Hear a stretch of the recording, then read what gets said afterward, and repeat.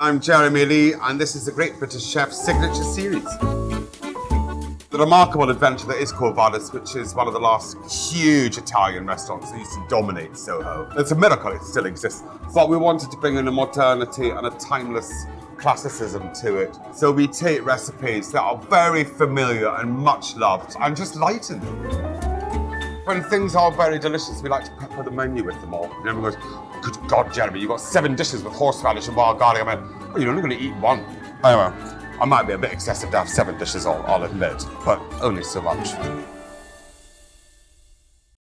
Hello, Jeremy Lee of Quo Vadis on Dean Street, Soho, W1D 3LL in the fair city of London, in this curious square mile that has until very recently been a best kept secret apart from naughty doings. And now is one of the last bastions of the food community in the West End. So we thought we'd do one of these, one of our great Quo Vadis meringues, and it was going to be a big tumble, which is this nutty thing we do that we love very, very much. I'm going to do it with Mr. Tomlinson's rhubarb from the Yorkshire Triangle. Up north. These have to be grown in the dark, and it's the most astonishing thing when you walk into this long, long shed lit only by candlelight, where this tiny little door you have to go through. And we cook them with imported blood oranges, those we cannot grow here, so we need these. Like, we need a great many things from Europe, actually.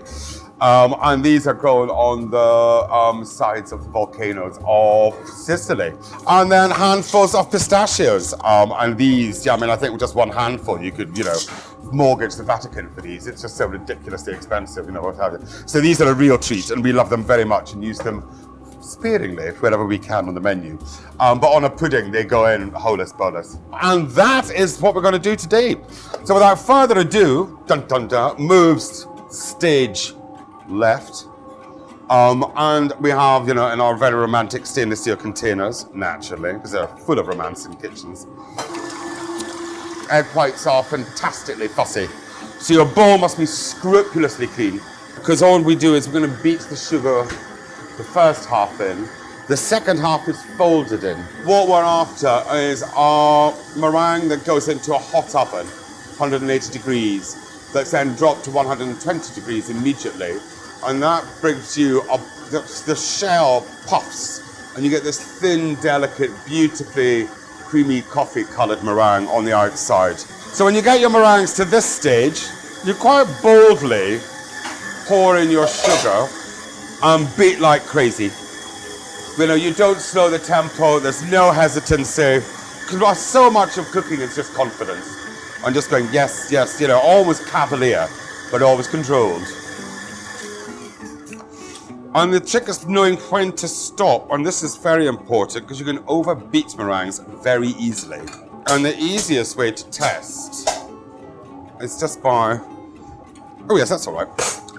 If it does fall on your head, go and have a shower and start all over again. Meringue must be at stiff peaks, mountainous. And then very deftly and swiftly fold this in. Again, not overly. And then these were then just loosely formed on the baking sheet. And you can do any size you like. I just happen for a tumble, happen to like the big ones. And the trick here is to make sure to counter all this insane amount of confection and sugar, an insane amount of fruit, to balance this out. And to the oven we go. And then come back and we'll do some rhubarb.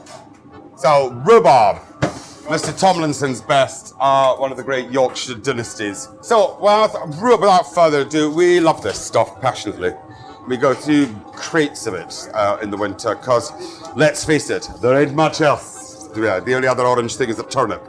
So we take handfuls of this, really. What we'll do is we'll cook, I think, something like that. And these, not too close, not too distant, because you want to get lots in here.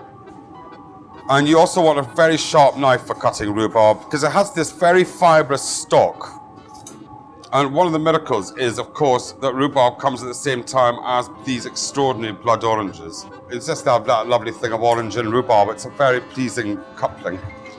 They pair very well together. And we love this wonderful vanilla from our dear friends, with the gloriously named Zazu Emporium Vanilla.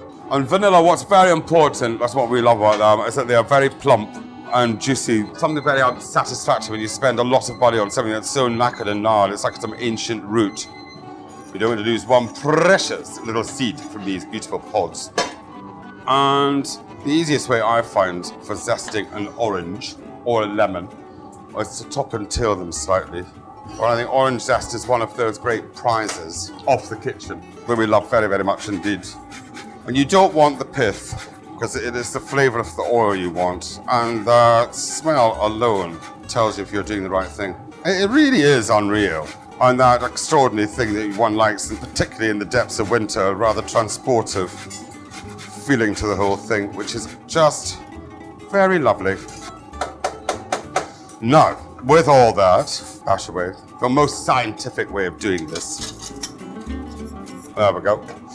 And then this, we go into a bowl, have this. Oh wow, yes, no, we are in luck.